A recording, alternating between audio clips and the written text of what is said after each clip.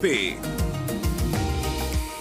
Así es, prevenidos actuamos mejor y la mejor manera de prevenir el contagio del coronavirus es sencillo, mantener la distancia física, que parece sencillo, Tati, pero lo vemos cada día y no es tan fácil, ¿no? No se cumple. Parece que no se cumple. Lo de la mascarilla, ya vemos que muchas personas sí, cuando salen de casa, la llevan, algunos de adorno. Ahora solamente hace falta que se cubra usarla bien. Correctamente, sí. Y bueno, y siempre lavarse las manos, llevar gel, alcohol en gel o alcohol, lo que ustedes quieran, o apenas lleguen a casa, lavarse las manos siempre. Son hábitos que van a ser necesarios dentro de esta llamada nueva normalidad. ¿Somos capaces como sociedad de cambiar estos hábitos, estas costumbres? Conversamos con Jorge Yamamoto, psicólogo social, para que nos dé la respuesta. Jorge, muy buenas noches. Muy buenas noches, un gusto de saludarles. ¿Se puede o no se puede cambiar de hábitos todos juntos? Esto, en caso de que se pueda, ¿cuánto tardaría? Sí, la tenemos bien difícil, pero de hecho sí se puede. En primer lugar, tenemos que considerar que para poder cambiar los hábitos necesitamos un antecedente, y es que es de una cultura con una elevada atención y conciencia. Lamentablemente, nuestro país se ha caracterizado por ir muy en piloto automático. Entonces, en ese contexto, vamos a vivir el corto plazo y vamos a activar las conductas habituales del pasado, es decir, trepar a la mala al transporte público, hacer cola estilo braille, tocándonos en el aeropuerto y así sucesivamente. Entonces, para cambiar el hábito hay tres grandes caminos. El primero, que ya lo mencionamos, es tener un nivel de conciencia muy grande, que no lo hay. El segundo es hacer un plan nacional de cambio de hábitos, en donde haya menos discurso y haya más el bloqueo del hábito.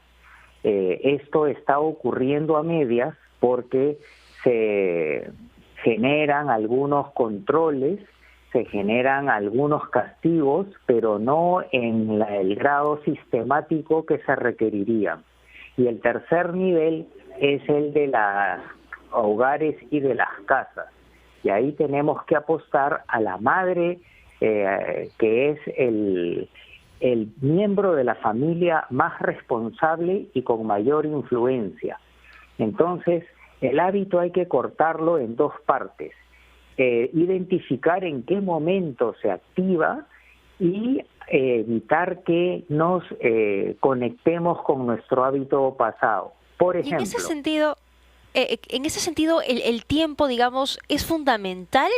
Me ponía a pensar, por ejemplo, en lo que decía el ministro de Transportes y Comunicaciones, bueno, exministro hasta hace unos días, para, por ejemplo, crear el hábito de usar el protector facial al momento de subir al bus de transporte público. Y él decía, vamos a hacer una campaña de 7, 10 días.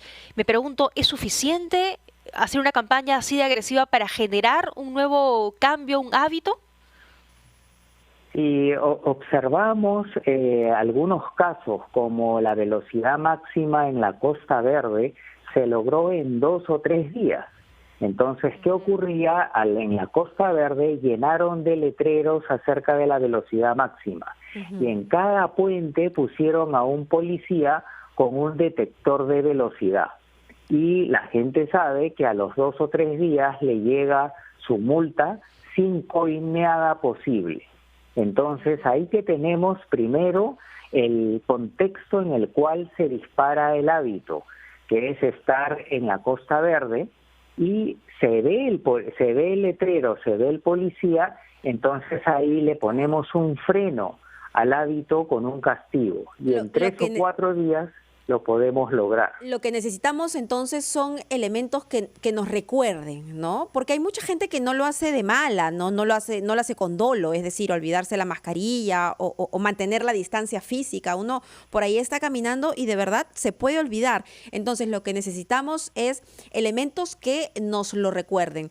Desde algún familiar que te advierte en casa o alguien que está en algún megáfono en el mercado o en el supermercado insistiendo con estos mensajes. Exacto, es como cuando las personas empezamos a usar lentes. No tenemos el hábito y con frecuencia nos olvidamos de pero después salimos y ya no vemos bien, etcétera, entonces tarda un poco más de tiempo hasta que ya se vuelve un hábito agarrar los lentes. Aquí hay que combinarlo también con el castigo. Entonces, ¿qué ocurre si en los paraderos a la persona que no tiene máscara, de hecho, no se le deja subir? Y al lado están los vendedores de máscara. Eso en 15 días se instauraría, considerando que hay máscara facial de precios económicos. Entonces aquí hay que hacer menos floro, menos discurso y más estrategia conductual, porque el cambio de hábito tiene una técnica y no se puede hacer de manera improvisada. ¿Tenemos interiorizados los peruanos la costumbre de seguir las normas o más bien de romperlas y sacarle la vuelta? Yo te pediría, Jorge, que mantengas la respuesta ahí en pausa, porque vamos a hacer la pausa y regresamos contigo en un par de minutos. Con mucho gusto.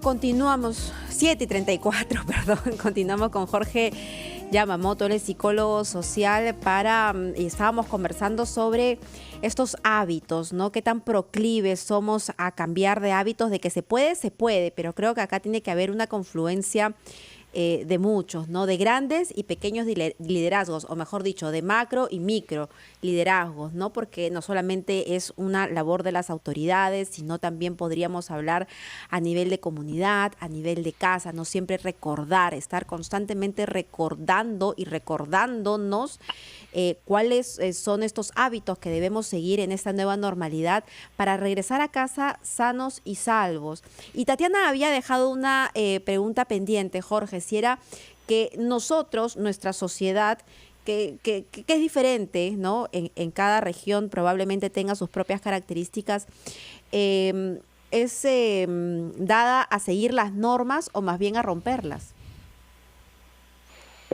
Perdón, me quedé sin audio en los últimos minutos, pero si recuerdo bien... Pregunta. Sí.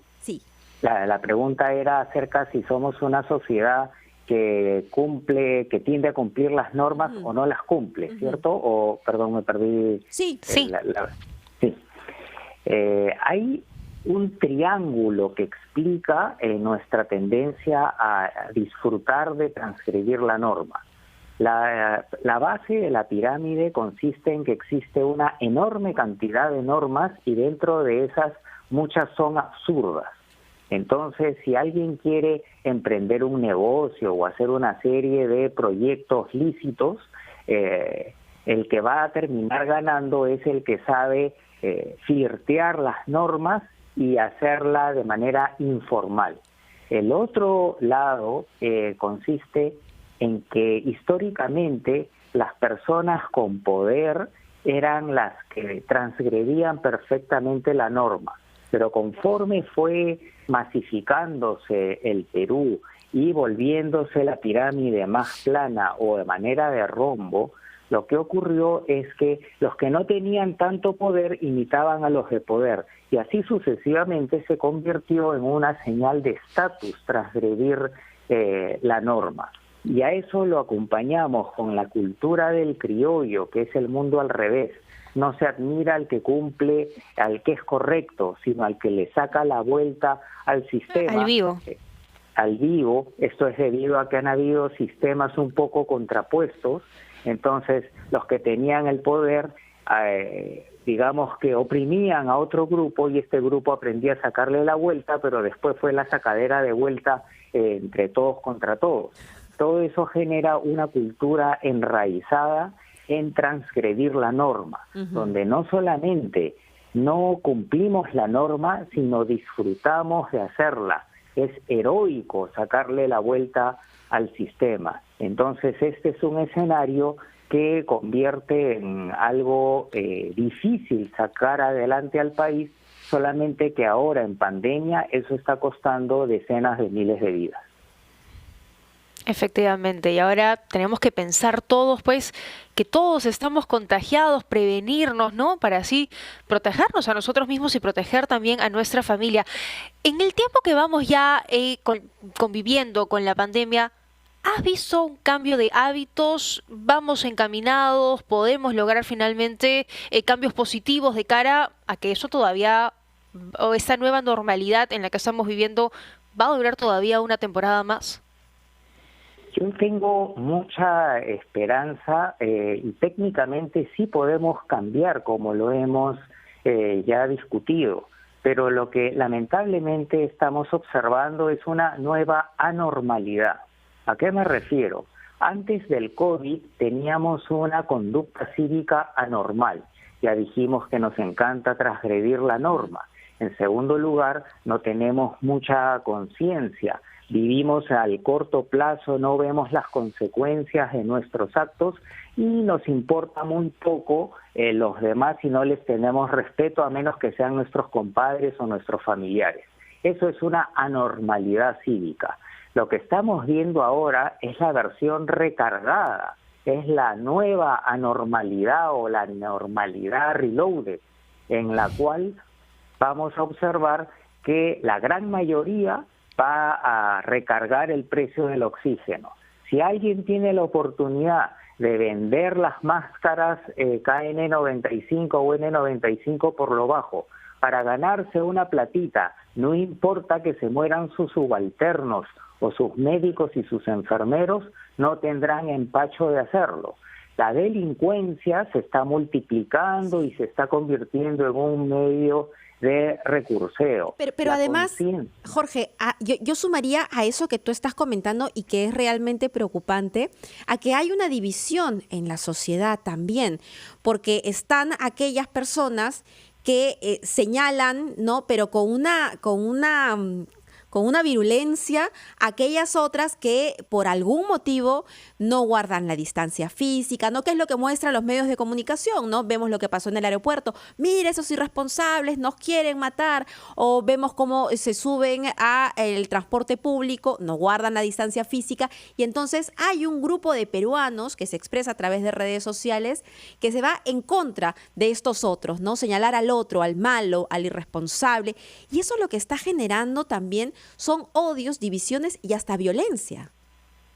Exactamente. Otra de nuestras lamentables características es que somos una cultura machetera, ¿no?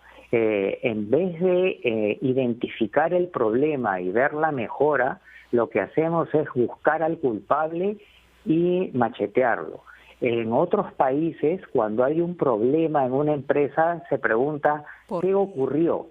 Y salen todos a decir, fue culpa mía, no, fue culpa mía, y encuentran todas las dificultades y salen adelante. Aquí, cuando hay un problema, se pregunta quién fue y se le debe de sancionar a la persona. Entonces, eso refleja nuestra cultura machetera. Si vemos las redes, la cantidad de propuestas crítico-constructivas son extremadamente escasas. Lo que es el cargamontón por cargamontón, es el deporte nacional.